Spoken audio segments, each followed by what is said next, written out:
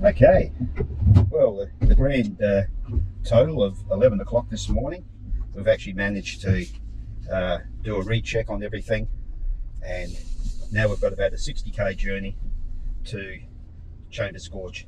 So this is the view heading out of the Blinman pub at the back. This is an absolute shocker. Sue walks up here and I've got a torch in front of her, and it's just so rocky, it's unbelievable. Got a trig point on the top of the hill across from us, and we've got no traffic on the left, Sue. No. Okay, all right, and down we go. So we've got a Telstra phone box which we used years ago, and this is a lovely little town of Blinman.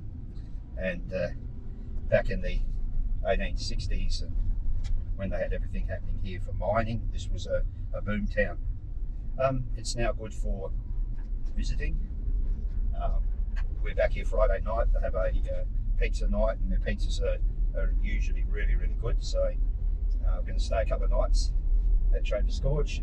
But they've got waste depots, they've got everything. It's just really nicely looked after. So well and truly, already this morning we've ended up with 9 watt hours of solar, and that's just off of our little small solar panel on top of the roof. So quite happy with that.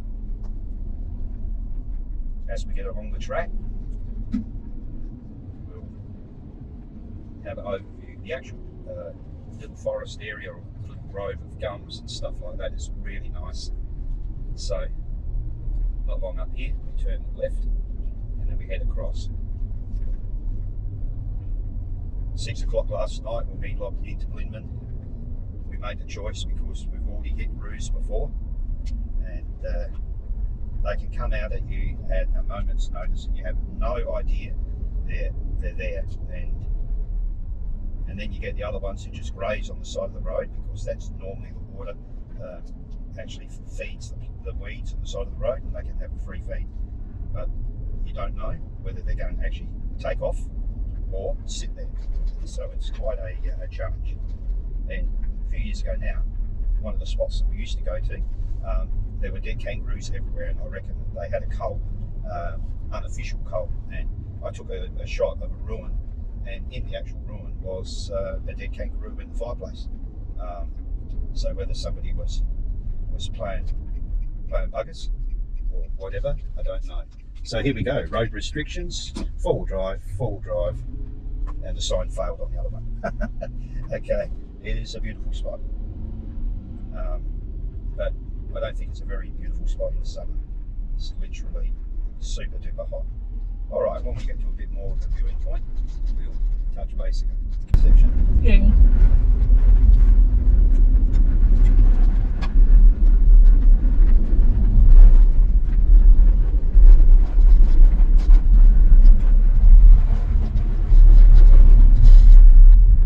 There it is there. Look at the rocks up the top. Right at the escarpment, just amazing. Just like a big hat of rock. Just incredible.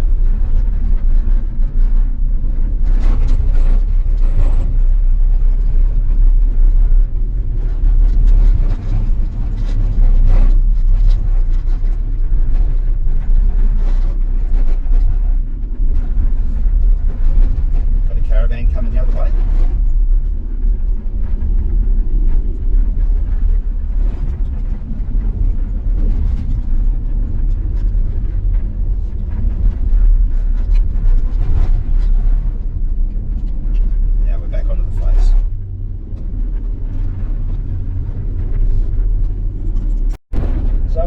Escarpment in front of us. One of the things that the Flinders Ranges are famous for, and it is beautiful. And if you're into rocks and geology, you can lose yourself up here for months, because there's just so much to look at. When we come around this corner, you will see the track, the road where we actually drive up, and it's on the side of a mountain. And that's one hell of a job to dig a road along there. That's massive. Yeah, love the rocks. Just the volcanic leftovers from so many years ago.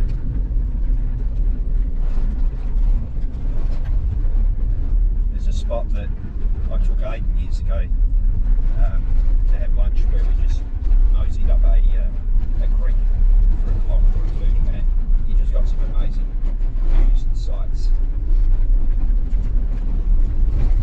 Doesn't look like they'll get much rain.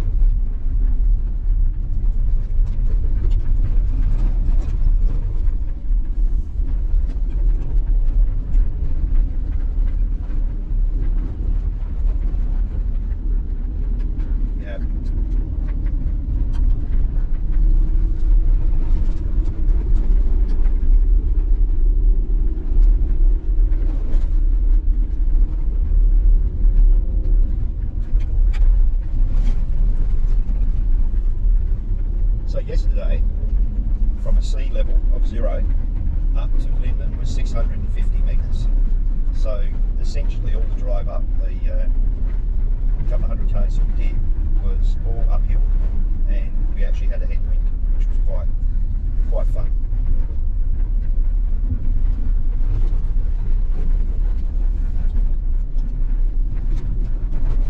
I don't see too many flowers.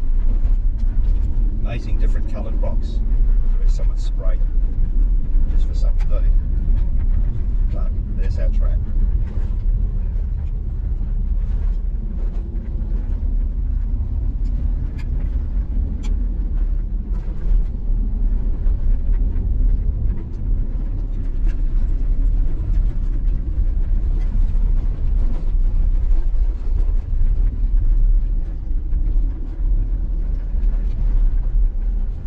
It's a lovely escarpment.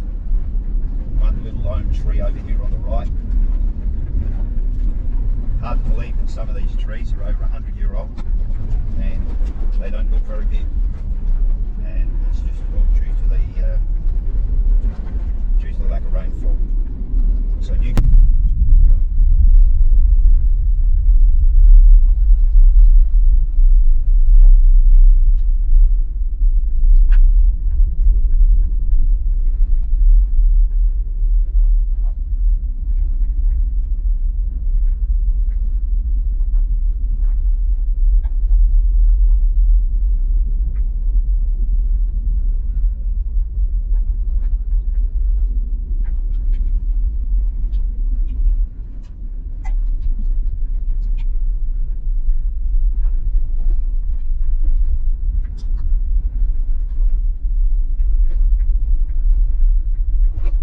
check my left rear tyre. Look. Get around that corner a bit. Flat.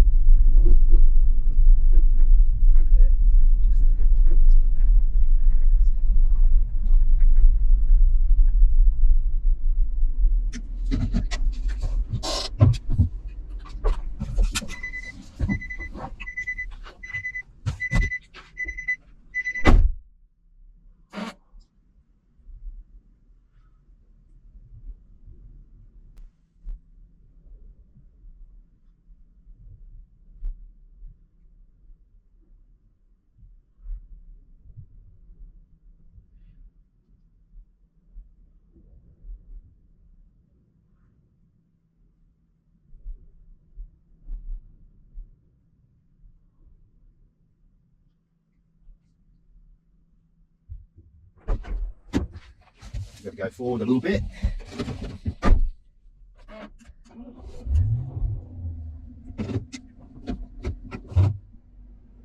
Is it flat? Yeah.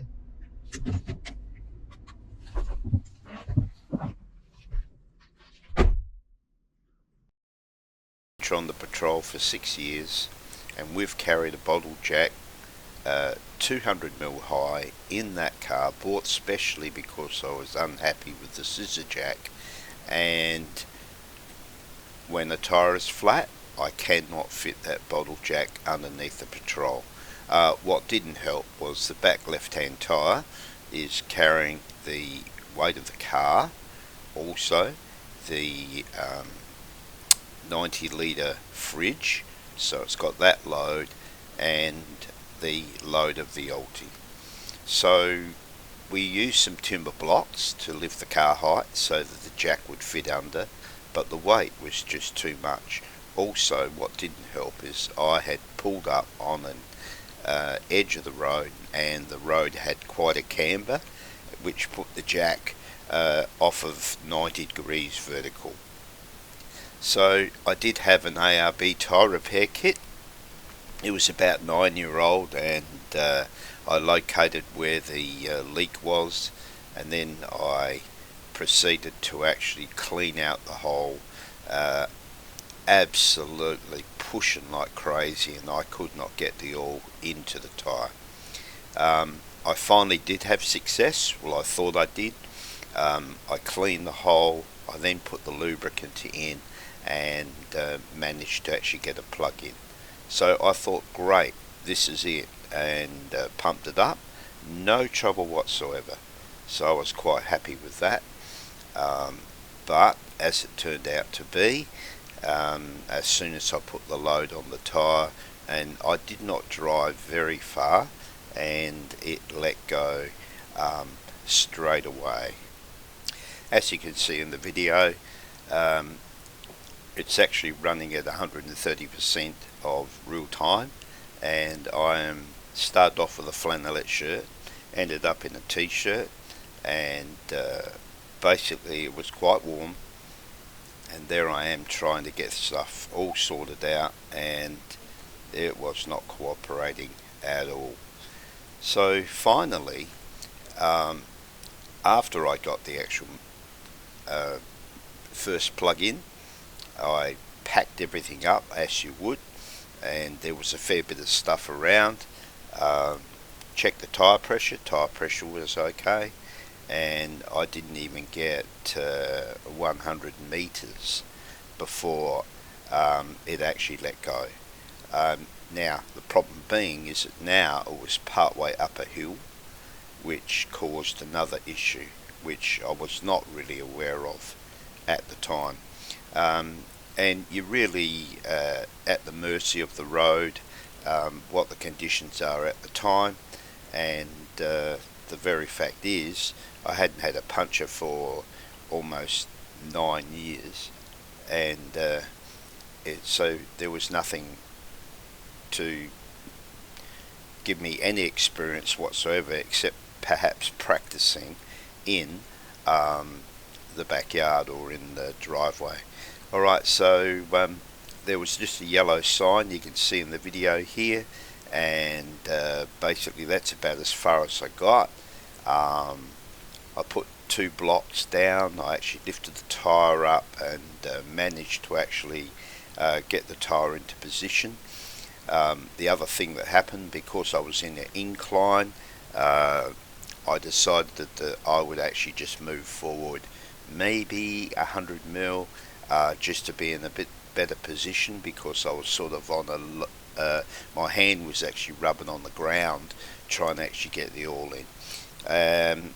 What actually happened is I put the handbrake on, and car was running, the handbrake let go just a little bit, that then wedged the jack up underneath the car, which then compounded the whole issue. So I spent probably half an hour trying to actually work out a way to get this jack out of the way, because the hydraulic body motion control line was very close to where the jack was, and I was worried about whether or not I would actually break that, which would create even more of a problem.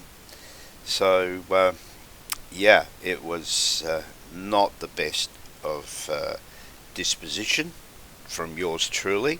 I was absolutely struggling, and finally managed to actually get the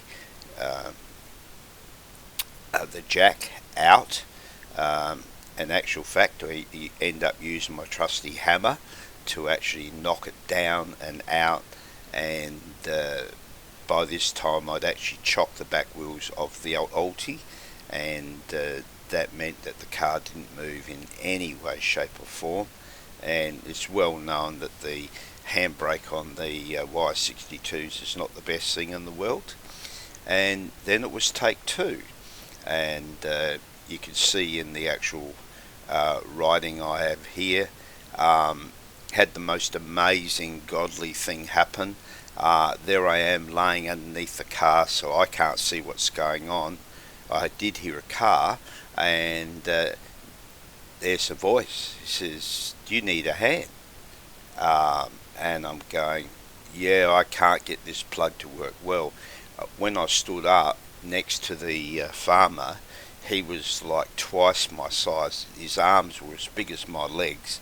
He was a massive guy, and he's actually works with beef cattle, and so you'd have to be massive with those guys. And he said, "Look," had a look at my kit. He said, "No," he said, "that's no good, won't work." He said, "Hang out here." Off he drove, and we ended up. So his wife was chatting to us, and basically running through, and said, "Oh, he'll know what to do, da da da da da," and the kids are running around the place, and so we were having a great time. Back he comes with a large trolley jack. Same problem as me. He couldn't actually fit anything underneath, so he got me to pump the tyre up again. So I took it right up to 30, and air was rushing out, and then he just laid on the ground and just brute force managed to actually put a plug in using his kit, which is a smaller diameter hole than the 6mm that I was trying to use. Pumped it through, lubricated it. He said, "No," he said, your plugs are too old, they're too dry." He said, "So therefore they're not actually compressing in size. That's why I couldn't actually fit them into the tyre." And the net result was I went out the very next day and bought a brand new kit, and as usual, the rest of the trip we didn't have a problem. So we were absolutely blessed. We tried to pay him some money because, you know, what he did for us was just absolutely fantastic. And so then before long, we were off on our way to Chambers Gorge. So on the way back, Sue came up with the idea. We had a couple of packs of little vellies, which we were pretty sure they wouldn't get little vellies out at Blinman. And we found where the farm was. We knew that on a Friday they do their shopping, and so we pulled up. The governess was there, and we had a chat to her and said, "Look, I want you to actually put these in some way of thank you for what they did for us, because we would have still been stuck on the side of the road." And then once that was done, we'd had a couple of good days at Chambers Gorge, and that was our adventure. So the GoPro, I didn't even realise I'd left it on. So that was just happily taking a picture of the road for an hour and a half, 2 hours, and then by the time we actually drove off again, of course it went flat, and I was that flustered I didn't even notice, and we drove the rest of the way without incident. And that is the saga for the first flat tyre that we've had in the Y62 since 2017.